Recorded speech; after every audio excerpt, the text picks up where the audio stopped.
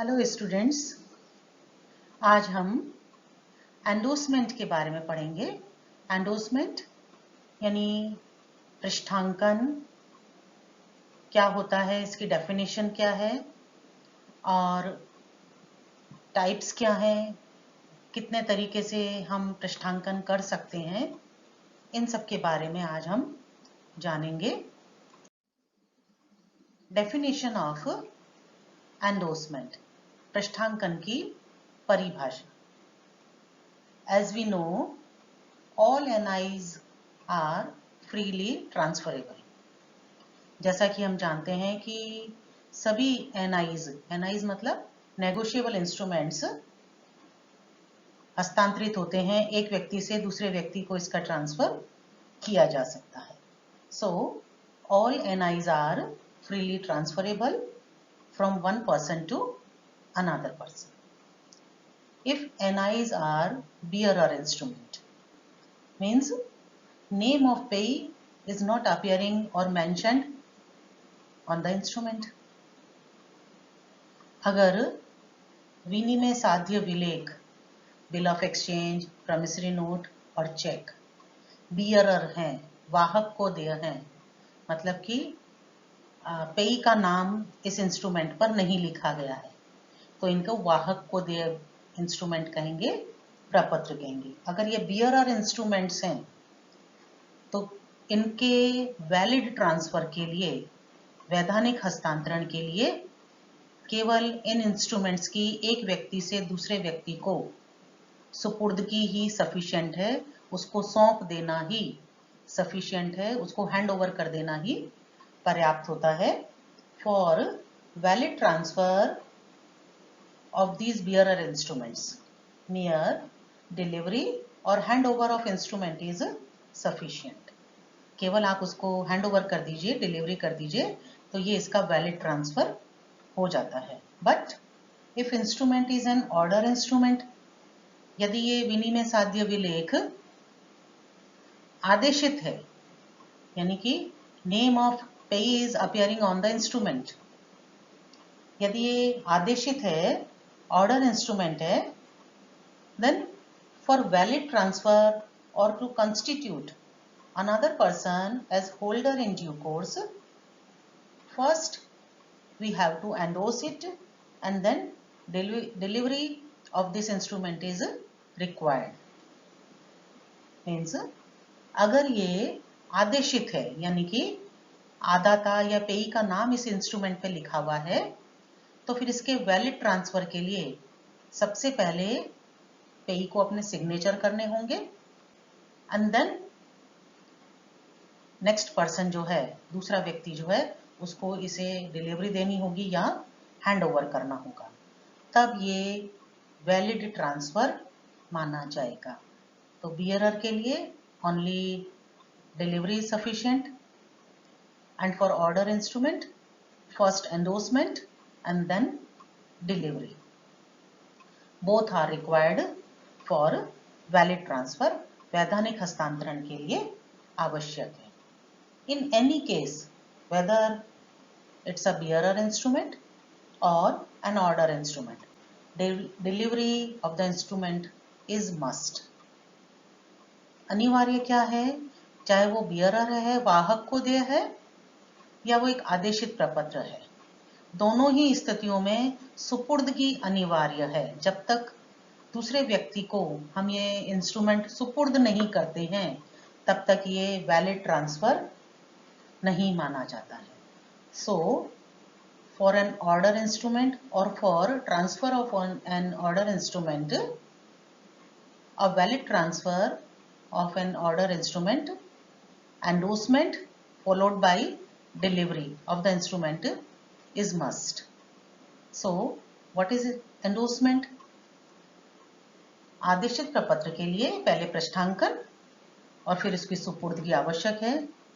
तो ये पृष्ठांकन क्या है, एंडोर्समेंट क्या है? सेक्शन 15 में इसको डिफाइन किया गया है कि ट्रांसफर के पर्पज से, हस्तांतरण के उद्देश्य से, for the purpose of transfer, if we sign on the back side of the instrument is called endorsement. यदि हम हस्तांतरण के उद्देश्य से इन विनिमय साध्य विलेखों के पीछे की तरफ हस्ताक्षर करते हैं तो इसे पृष्ठांकन करना कहते हैं. तो generally in general language, what is endorsement? Signing on the back side of the instrument for the purpose of transfer of the instrument is endorsement. प्रपत्र के हस्तांतरण के उद्देश्य से उसके बैक साइड में सिग्नेचर करना पृष्ठांकन करना कहलाता है. But as per section 15, signing on the face और back side of the instrument, पीछे की तरफ एंड देन उसके फेस पर भी हस्तांतरण के उद्देश्य से हस्ताक्षर करना, और even on a paper called allowance. या अगर मान लीजिए बैक साइड में सिग्नेचर किए, वो पूरा भर गया, उसके फ्रंट साइड में सिग्नेचर किए for the purpose of transfer, वो भी पूरा भर गया है, तो हम जो चेक है या विनिमय बिल है या प्रॉमिसरी नोट है उसके साथ में एक अटैच्ड स्लिप पर भी अगर हम इस पर्पस के लिए सिग्नेचर करते हैं, this attached slip is called allowance. इसको हम अलाउंस कहते हैं. या किसी स्टैम्प पेपर पर आप साइन करते हैं हस्तांतरण के उद्देश्य से for the purpose of transfer, this will be known as endorsement. तो इसको हम पृष्ठांकन करना कहेंगे. So for the endorsement of the instrument, back side signature, then front side or on the face of the signature for the purpose of transfer, or on the attached slip, or on stamped paper for the purpose of transfer or negotiation to next person is called endorsement. धारा 15 के अनुसार विलेख या प्रपत्र के मुख पृष्ठ पर या पीछे की तरफ, एक्चुअली पहले बैक साइड में सिग्नेचर किए जाते हैं, then on the face of the instrument, तब ये प्रपत्र के मुख पृष्ठ पर सिग्नेचर किए जाते हैं. तो प्रपत्र के मुख पृष्ठ पर या पीछे की तरफ या संलग्न पर्ची जिसे अलाउंस कहते हैं या स्टैम्प पेपर पर हस्तांतरण या परक्रामण के उद्देश्य से हस्ताक्षर करना पृष्ठांकन कहलाता है. सिंपल मीनिंग है नेगोशिएबल इंस्ट्रूमेंट के ट्रांसफर के पर्पज से उसके बैक साइड में सिग्नेचर करना. What is important? Signature of the endorser. Signature is must. उसके बैक साइड में हस्ताक्षर करना पृष्ठांकन करना कहलाता है. Who can endorse? पृष्ठांकन कौन कर सकता है? Holder of an instrument. जो व्यक्ति इन इंस्ट्रूमेंट्स का धारक है, होल्डर है और होल्डर इन ड्यू कोर्स, वह व्यक्ति can endorse, that person can endorse the instrument. वह व्यक्ति इस प्रपत्र का पृष्ठांकन कर सकता है, इसको ट्रांसफर कर सकता है. Who is the holder of the instrument? Who may be the holder of the instrument? Payee in the case of cheque और बिल ऑफ एक्सचेंज और promissory note. Payee of the instrument, जो आदाता होता है, वह इस इंस्ट्रूमेंट का further transfer कर सकता है. या कौन होल्डर होता है? पेई ने, जो नेक्स्ट पर्सन है जिसके फेवर में ट्रांसफर किया, वह व्यक्ति अब इसका धारक बन जाएगा. तो जो भी इसका धारक होता है, पेई या any person who has instrument, जिसके पास में की इंस्ट्रूमेंट है, is the holder of the instrument and he can endorse the instrument. वो इसका धारक है और वो इसका पृष्ठांकन कर सकता है. Drawer of accepted bill of exchange, पेई हो सकता है या तो इन तीनों इंस्ट्रूमेंट्स का, या बिल ऑफ एक्सचेंज, जब विनिमय बिल होता है उसका जो ड्रॉअर होता है, जो आहर्ता होता है, वो जब आहार्थी के द्वारा इस बिल को स्वीकार कर लिया जाता है, उसके बाद में बिल ऑफ एक्सचेंज का, विनिमय बिल का जो ड्रॉअर होता है, ये धारक नहीं है, ये आहर्ता कहलाएगा.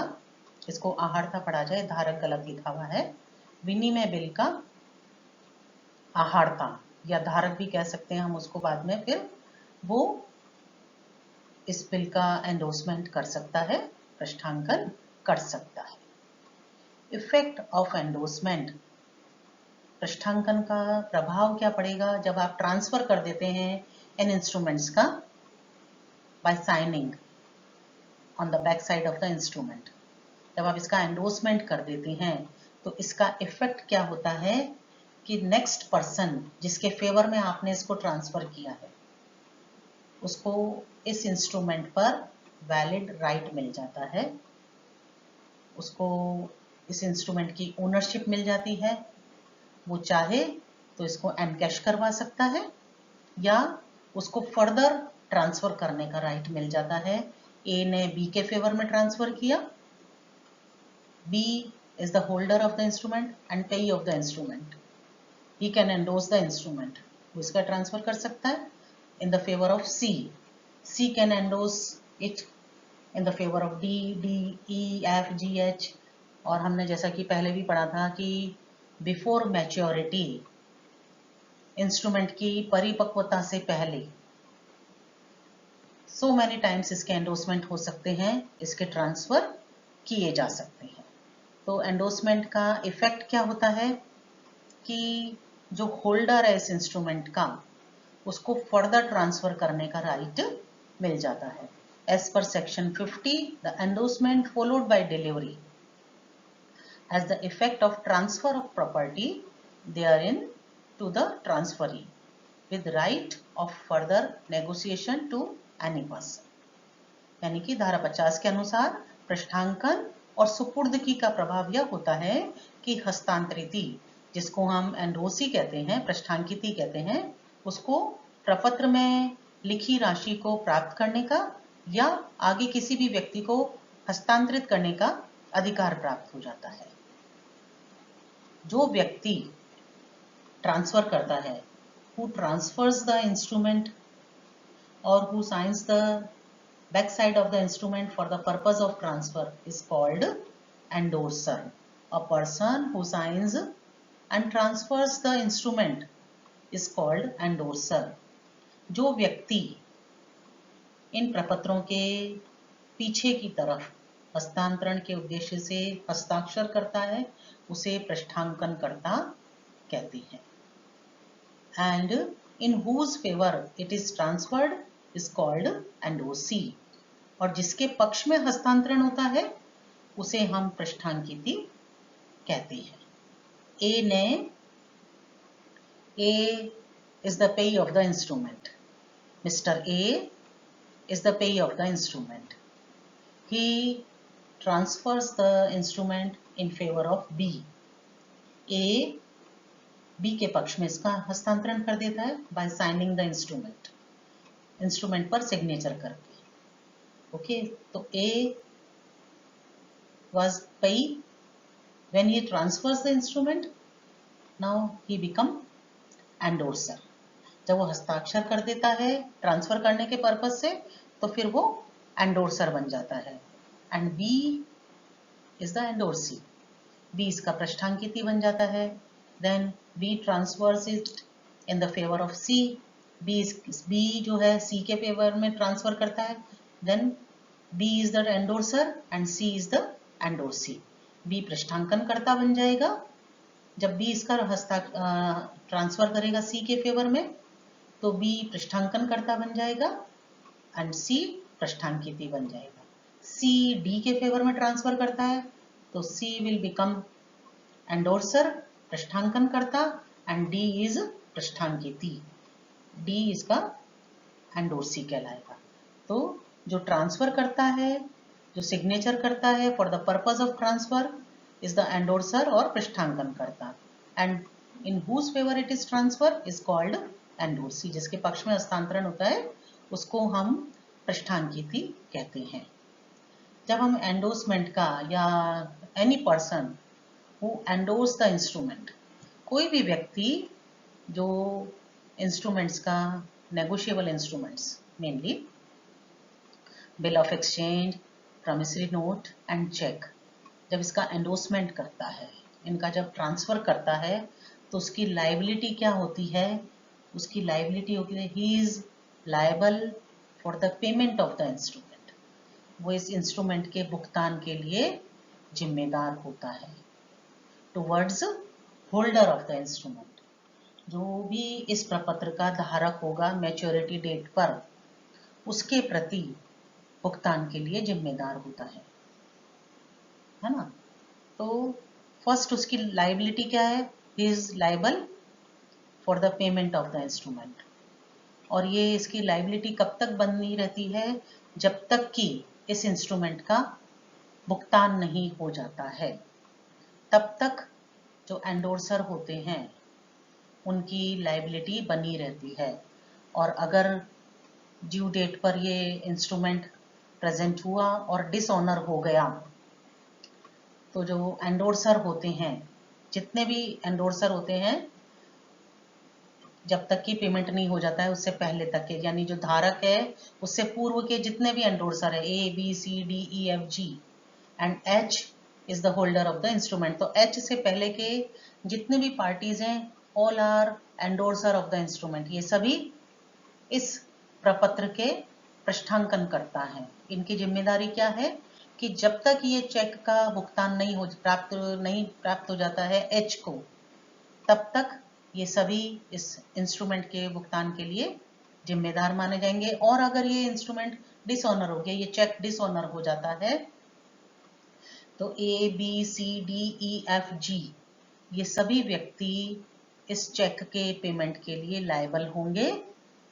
अगर इनको डिसऑनर की नोटिस मिल जाती है तो। They all will be liable for the dishonour. Okay, और H इन सभी के प्रति वाद प्रस्तुत कर सकता है, right. So in case of dishonour, endorser will compensate the holder, उसको क्षतिपूर्ति का भुगतान करेगा।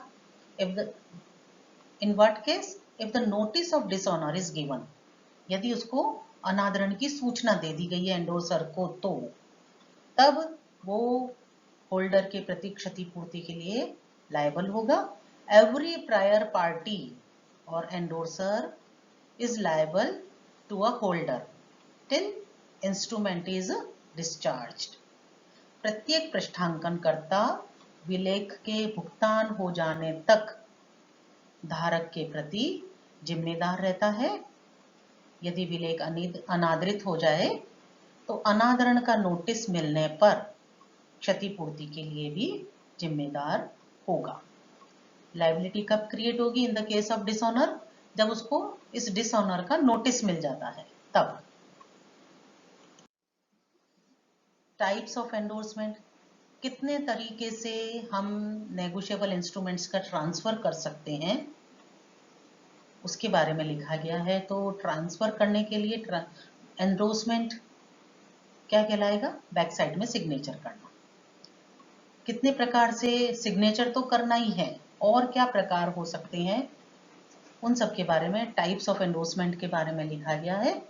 First is blank endorsement, section 16। And what is blank endorsement? If you put only signature on the back side of the instrument for the purpose of transfer. If endorser signs instrument only for the purpose of transfer and don't instruct any to second person or don't provide any instruction, only sign the instrument, it is called endorsement in blank. If endorser signs his name only without any words or instruction, he doesn't give any instruction to whom to pay and how to pay, now an order in check or bill becomes payable to bearer, section 54. And according to section 54, once a bearer, always bearer. You cannot make it an order instrument by signing on it. Right. यदि पृष्ठांकन करता endorser transfer के purpose से सिर्फ signature करता है और वो endorsee का ना तो नाम लिखता है, किसको पेमेंट करना है उसका नाम भी नहीं लिखता है, और ना कोई अन्य तरह के इंस्ट्रक्शन देता है। मेनली क्या इंपॉर्टेंट है कि पृष्ठांकित का नाम ही नहीं लिखता है, तो यह एंडोर्समेंट इन ब्लैंक कहलाएगा, कोरा पृष्ठांकन करना कहलाएगा। और इसका इफेक्ट क्या होगा कि ये पहले ऑर्डर इंस्ट्रूमेंट था, पेई का तो नाम लिखा हुआ था ना, तो पहले ये ऑर्डर इंस्ट्रूमेंट था, अब इसका इफेक्ट क्या होगा कि ये बियरर इंस्ट्रूमेंट बन जाएगा। एंड सेक्शन 54 क्या कहता है नेगोशिएबल इंस्ट्रूमेंट एक्ट का कि once a bearer always bearer, एक बार यदि इंस्ट्रूमेंट बियरर बन गया तो वो बियरर ही रहेगा, वाहक को देय ही रहेगा। हम यानी एंडोर्सी जिसको कि हमने दिया था है ना, उसका नाम नहीं लिखा, सिर्फ एंडोर्सर ने सिग्नेचर किया, ए ने सिर्फ अपने सिग्नेचर किए और बिना ये लिखे के पे टू बी कोई इंस्ट्रक्शन नहीं दिया और बी को ये हैंड ओवर कर दिया। This is endorsement in blank, ये कोरा पृष्ठांकन कहलाएगा, क्योंकि एज ए पेई और बी का नाम नहीं लिखा। अब ये क्योंकि इस पर किसी का नाम नहीं लिख रहा ना कि who is authorised to hold the instrument, नाम नहीं लिखा हुआ है, ये अब बियरर इंस्ट्रूमेंट बन गया, it become a bearer instrument. And according to section 54 once a bearer always bearer. अब बी इस पर अपने सिग्नेचर करके, बी फर्दर सी के फेवर में ट्रांसफर कर रहा है, तो बी इस पर सिग्नेचर करके इसको ऑर्डर इंस्ट्रूमेंट में कन्वर्ट नहीं कर सकता, क्योंकि ए ने जब ट्रांसफर किया था बी के फेवर में, बी का नाम ही नहीं लिखा, तो ये बियरर बन गया। अब बी इसको फर्दर ट्रांसफर कर रहा है, तो भले ही वो अपने सिग्नेचर कर दे, केवल सिग्नेचर करके बी इसको ऑर्डर इंस्ट्रूमेंट में कन्वर्ट नहीं कर सकता। अब ये once a bearer always bearer ही रहेगा, ये बियरर इंस्ट्रूमेंट बन गया है। सेकंड टाइप है एंडोर्समेंट इन फुल, पूर्ण पृष्ठांकन। If endorser signs his name and adds a direction to pay the amount, निर्देश देता है लाइक पे टू बी और ऑर्डर, इस तरह के कोई निर्देश देता है mentioned in the instrument to pay the amount mentioned in the instrument to or to order of a specified person, the endorsement is said to be in full, तब यह पूर्ण पृष्ठांकन करना कहलाएगा। ओके, यदि पृष्ठांकन करता अपने हस्ताक्षर के साथ में पृष्ठांकित का नाम भी लिखता है, what is important, name of the endorsee, और ऑर्डर लिखना जरूरी नहीं है। तो फॉर द एंडोर्समेंट क्या जरूरी है, एंडोर्समेंट इन फुल, पूर्ण पृष्ठांकन के लिए क्या जरूरी है, एंडोर्सर का सिग्नेचर होना चाहिए और एंडोर्सी का नाम लिखा हुआ होना चाहिए, राइट। तो ये एंडोर्समेंट इन फुल कहलाएगा, पूर्ण पृष्ठांकन कहलाएगा। If endorser signs the instrument for the purpose of transfer with the name of endorsee, it's called endorsement in full, and without the name of the endorsee is called endorsement in blank। बिना पृष्ठांकित का नाम लिखे पृष्ठांकन है तो कोरा पृष्ठांकन, और पृष्ठांकित का नाम भी लिखा है तो यह पूर्ण पृष्ठांकन कहलाएगा। और इसका इफेक्ट क्या होगा कि अब पृष्ठांकित जो कि बी है हमारे एग्जाम्पल में, वो फर्दर इसका ट्रांसफर करना चाहता है तो उसको भी इस इंस्ट्रूमेंट पर साइन करना पड़ेगा। This is called endorsement in full. Next is कोरे पृष्ठांकन को पूर्ण पृष्ठांकन में बदलना, conversion of blank endorsement into full endorsement, कोरे को पूर्ण में परिवर्तित करना। सेक्शन 54 क्या कह रहा है, once a bearer always bearer, एक बार जो बियरर बन गया है we can't convert it into an order instrument by signing off the instrument. Right. हम उस पर हस्ताक्षर करके उसको आदेशित में परिवर्तित नहीं कर सकते हैं, लेकिन मिस्टर ए उन्होंने बी के फेवर में ट्रांसफर किया instrument. A is the payee of the instrument and for the purpose of transfer he signs the instrument only. Okay, A जो कि विनिमय बिल, प्रॉमिसरी नोट या चेक का पेई है, आदाता है, और वो बी के फेवर में ट्रांसफर करने के लिए इसके बैक साइड में सिर्फ हस्ताक्षर करता है और ये नहीं लिखता है कि पे टू बी। बी, क्योंकि अब ये BRR इंस्ट्रूमेंट बन गया, B just hand over it to C. B C को दे देता है for the purpose of transfer, हस्तांतरण करने के लिए के उद्देश्य से सी को ये चेक या प्रॉमिसरी नोट या बिल ऑफ एक्सचेंज जो भी है वो दे देता है। सी डी को दे देता है, just deliver it to D and it's a valid transfer and D will become a holder in due course because it's a BRR instrument. So only delivery is required. Okay, delivery of the instrument is required. क्योंकि ये BRR instrument है, वाहक को दिया है, तो B C को सौंप देगा, C D को सौंप देगा, तो ये वैलिड ट्रांसफर बन गया और D will become holder in due course. D जो है वो यथाविधि धारक बन जाएगा। अब D E के फेवर में ट्रांसफर कर रहा है। ओके, D क्या करता है कि A का जो साइन किया हुआ था जिस पर कि B का नाम नहीं लिखा था, ओनली सिग्नेचर था, D E के फेवर में इसको ट्रांसफर करना चाहता है, तो जस्ट A के सिग्नेचर के ऊपर पे टू E अगर लिख देता है तो this is the conversion of endorsement in blank into endorsement in full. तब ये कोरे पृष्ठांकन को पूर्ण पृष्ठांकन में परिवर्तित करना कहलाएगा। किस तरह से कि जो ए का साइन था उसके ऊपर डी ने अपने साइन नहीं किए हैं, ए के सिग्नेचर के ऊपर लिख दिया पे टू ई, कि ई को इसका पेमेंट किया जाए। ये किस तरह से इसका इफेक्ट होगा, ये ऐसे माना जाएगा जैसे ए ने ई के फेवर में इसको फर्स्ट टाइम ट्रांसफर किया था।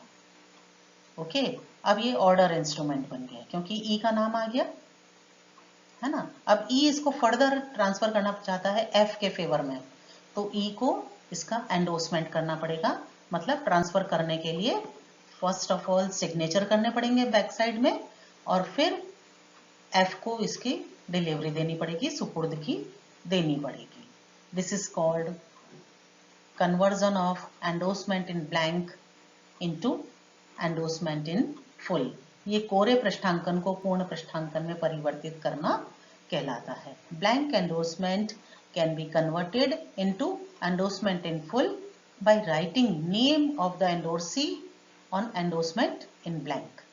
कोरे पृष्ठांकन के ऊपर पृष्ठांकित का नाम लिखकर कोरे पृष्ठांकन को पूर्ण पृष्ठांकन में परिवर्तित कर सकते हैं।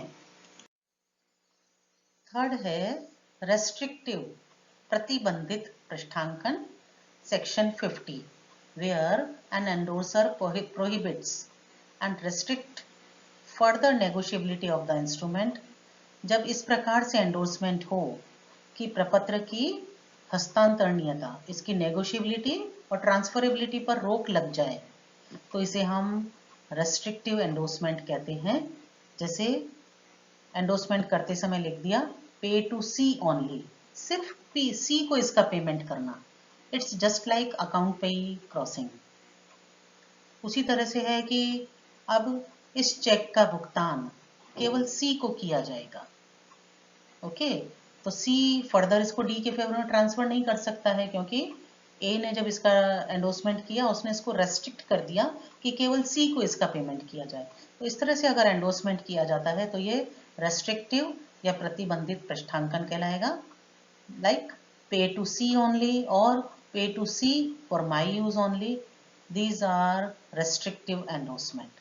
फोर्थ इज पार्शियल और आंशिक पृष्ठांकन, it's a invalid endorsement according to section 56, when an endorser transfers only a part of the amount of NI to the endorsee, it is called partial और आंशिक पृष्ठांकन। जब पृष्ठांकन करता विलेख की आंशिक राशि का पृष्ठांकन करे, जैसे इंस्ट्रूमेंट है 10,000 रुपए का, और जब फर्दर वो उसको एंडोर्समेंट कर रहा है तो वो बैक साइड में लिख रहा है पे टू बी ₹500 ओनली, तो this is partial endorsement, but according to section 56 it's not a valid endorsement, ये वैधानिक पृष्ठांकन नहीं है। नेक्स्ट इज कंडीशनल शर्त सहित पृष्ठांकन, an endorsement in which the endorser imposes some condition upon the endorsee, that is pay to C on his marriage, okay, or pay to C on his arrival at Mumbai. This is called conditional endorsement.